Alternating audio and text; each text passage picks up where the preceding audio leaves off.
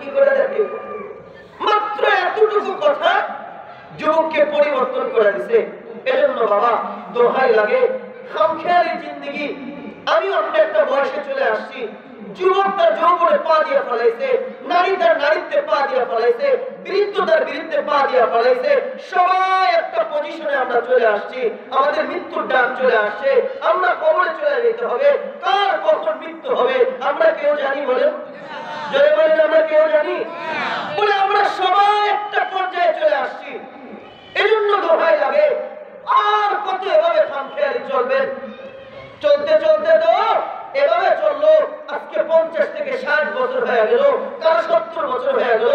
আপনি আপনার খামখেয়ালিতে, আপনি দোকানে আপনার চা, আপনার বিড়ি, আপনার বন, আপনার পান, এগুলোর উপরে আপনার জিন্দগি চলে। শুধু খামখেয়ালি, শুধু খামখেয়ালি ছাড়া আর কিছু। ভাইরা আমার, এজন্য বলি চলেন আমরা আখিরাতের প্রস্তুতি নেই। মালিক আমাদেরকে আখিরাতের প্রস্তুতি নেওয়ার জন্য পাঠাইছে। ভাবা উচিত যে আল্লাহ তো আমাদেরকে প্রস্তুতি নেওয়ার জন্য পাঠাইলো, আমার প্রস্তুতি কি আর আমি কতটুকু প্রস্তুত আছি? আখিরাতের জন্য আমার প্রস্তুতি কতটুকু? সারাদিন দুনিয়া নিয়ে তো ভাবি, ভাবলাম তো সারাদিন পরিবার নিয়ে ভাবলাম, বাচ্চা কাচ্চাকে সুখে রাখার জন্য ভাবলাম। ও নওজোয়ান যুবকেরা, আজকে শোনো শোনো শোনো, তুমি আজকে মনে দেখো, কালকে থেকে তোমার বাচ্চা কাচ্চা, তোমার পরিবার তার দুপুরের খাবার জোগাড়ের জন্য, সকালের নাস্তা জোগাড়ের জন্য, রাতের খাবার জোগাড়ের জন্য প্রস্তুত হয়ে যাবে। ঠিক কিনা? ভুলে গেল নাকি? হ্যাঁ ভাইরা আমার, বলে না আপনার কথা মানি না। যদি আমার কথা নাই বলেন, একটা প্রবাদ বাক্য আছে যে মানুষ যখন চোখের আড়াল হয়ে যায়, ওই মানুষগুলো তখন দিলেরও আড়াল হয়ে যায়। চোখের আড়াল হয়ে গেলে দিলেরও আড়াল হয়ে যায়। ও বাবা বলতে পারো না আপনার কথা লজিক না, আপনার কথা যুক্তিসম্মত না, আমি প্রমাণ করে দিতেছি আমার কথাই সত্য, আমার কথাই লজিকপূর্ণ, আমার কথাই যুক্তিসঙ্গত। বলে কেমন? এই মস্তিষ্কের মধ্যে, এই পরিবেশের মধ্যে কত বাবারা আছে, কত বৃদ্ধ বাবারা আছে, তাদের মা নাই, তাদের বাবা নাই, দুনিয়া থেকে আজকে 10 বছর ধরে চলে গেছে। না এরকম কেউ? আমার কথা কি বুঝেন? বাবা এভাবেই কথা হবে, একটু ধৈর্য। আমার কথা বুঝেন? এখানে এমন লোক আছে যাদের বাবা আজকে 10 বছর ধরে কবরে শুয়ে রয়েছে, মা আজকে 10 বছর ধরে শুয়ে রয়েছে। আমি যদি এই মজমার এক ব্যক্তিকে দাঁড়াইতে বলি যে আপনি এক ব্যক্তি আমাকে দাঁড়ায় বলেন, যেদিন থেকে আপনার মা মারা গেছে, আপনার বাবা মারা গেছে, ওই দিন থেকে যখন আপনি বাড়ি থেকে বের হয়েছেন আজ পর্যন্ত মায়ের নামে 1 টাকা, বাবার নামে 1 টাকা দান করছেন, এরকম কেউ আছেন? হ্যাঁ, ধরেন আজকে 10 বছর চলে গেল, 10 বছর থেকে এই পর্যন্ত বলেন একটা লোক দাঁড়ায় বলেন যে আমি আমার মায়ের নামে 1 টাকা, দৈনিক বাবার নামে 1 টাকা দান করি, আছেন কেউ? তার বাবার আপনার মহব্বতে ছিল, এই জন্যই তো বলছিল দিলে চোখের আড়াল হলে দিলেরও আড়াল হয়ে যায়। রাখলাম এটা, এই সবটা রেখে দিলাম। এটা নেওয়ার টাকার ব্যাপার তো, কাগজের ব্যাপার, এটা নেওয়া একটু কষ্টকর। এক লোক দাঁড়ায় বলেন যে হুজুর আমি এটা তো পারলাম না, কিন্তু আমার যেদিন থেকে আমার মা চলে গেছে, আমার বাবা চলে গেছে, ওই দিন থেকে নিয়ে আজও পর্যন্ত আমি আমার মায়ের নামে 2 রাকাত নফল নামাজ, আমি আমার বাবার নামে 2 রাকাত নফল নামাজ পড়া মালিকের দরবারে চোখের পানি চাইরা সুপারিশ লাগাইয়া দিছি, আয় মালিক আমার মা তো চলে গেল, বাবাও চলে গেল, তোর কাছে আমি দরখাস্ত করলাম আমার এই 2 রাকাত 4 রাকাতের বিনিময়ে আমার মা বাবার কবরে আযাব মাফ করে দে। বলেন আছেন কেউ? আসেনি এরকম কেউ নেই। এজন্যই বলছি আপনি কার জন্য ভাবতেছেন, আপনি কার জন্য দৌড়াইতেছেন, আপনি আপনার ব্যাপারটা এরকম হবে। আজকে যাদেরকে একটা পজিশনে পৌঁছানোর জন্য, বাচ্চা কাচ্চা লাইফ স্টাইল সাজানোর জন্য আপনি আপনাকে বিসর্জন করে দিলেন, সারা জিন্দেগি ভরা দুনিয়া খালি ধান্দা করলেন, শুধুই দুনিয়া কামাইলেন। বলেন এই যে কালকে যে আপনি মরে যাবেন, মালিকের কাছে আপনি কি জবাব দিবেন? বলেন মালিকের কাছে কি জবাব দিবেন? বলতে পারেন হুজুর আপনি আসছেন মায়ের নামে নফল নামাজ পড়া লেগা, আল্লাহ ফরজ দিয়েছে তাই খোঁজ নেই গা, মায়ের নামে নফল নামাজ পড়বো, গল্প গুজব বাদ দেন এগুলা।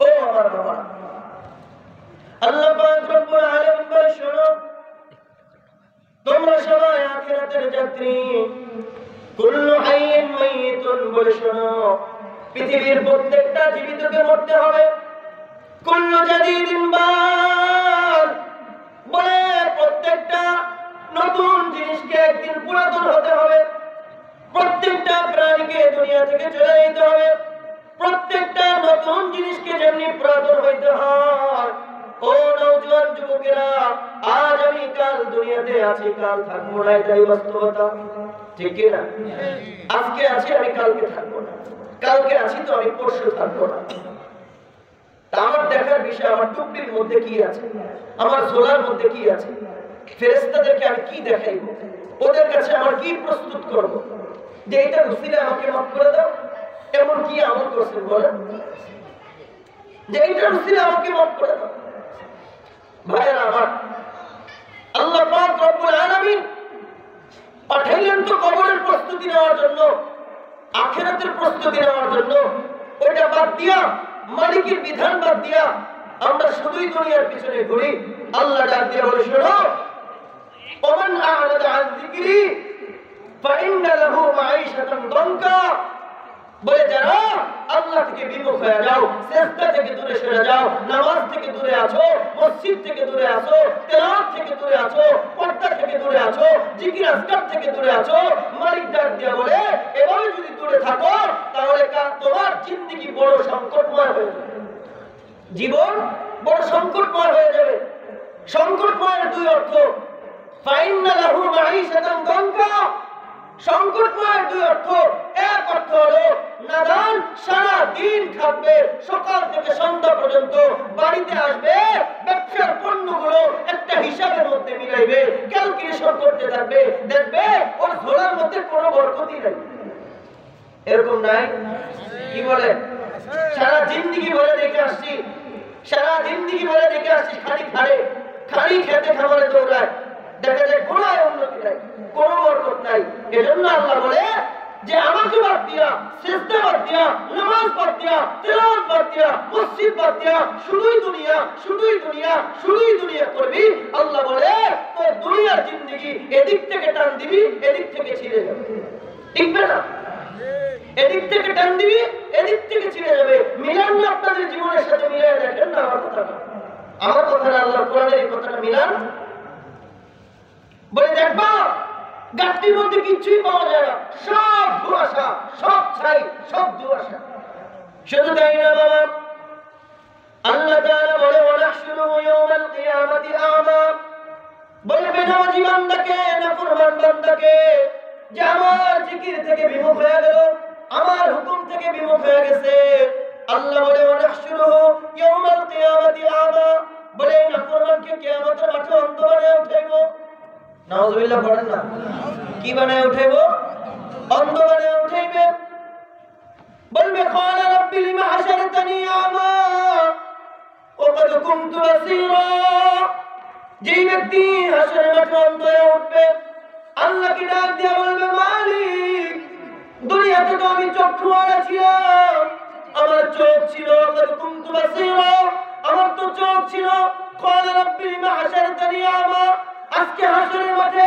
লক্ষ কোটি জনতার সামনে আমাকে কেন অন্ধ বানাইলা আমাকে কেন অন্ধ বানাই উঠাইলা এই যে এত মানুষের মাঝে আজকে কেন আমি অন্ধ আমার তো দুনিয়াতে চোখ ছিল আমার চাহনি ভঙ্গি খুব ভালো ছিল আমার দৃষ্টি শক্তি খুব ভালো ছিল আল্লাহ তাআলা ডেকে বলে শোনো قال كذلك أتتك آياتنا فنسيتها বলে দেখো নাফরমান দুনিয়ার মধ্যে যখন আমার আয়াত এসেছিল তোমার কাছে আমার বিধান তোমার কাছে এসেছিল আমার হুকুম তোমার কাছে এসেছিল মসজিদে একবার না দুইবার না দৈনিক এবারে 5 বার মসজিদ থেকে ডাকছিল বলে ওই সময় আমার আযান শুনো মসজিদ থেকে ঘাড় মুড়ে চলে গেছো বাহাদুরি দেখে চলে গেছো ওয়াজ দেখে চলে গেছো দুনিয়াতে আমাকে ভুলেছিল ও কাযালিকা তুনসা এজন্য আমি আজকে তোকে ভুলে গিয়া হাসরের মাঠে আমি তোকে অন্ধ বানিয়ে দিলাম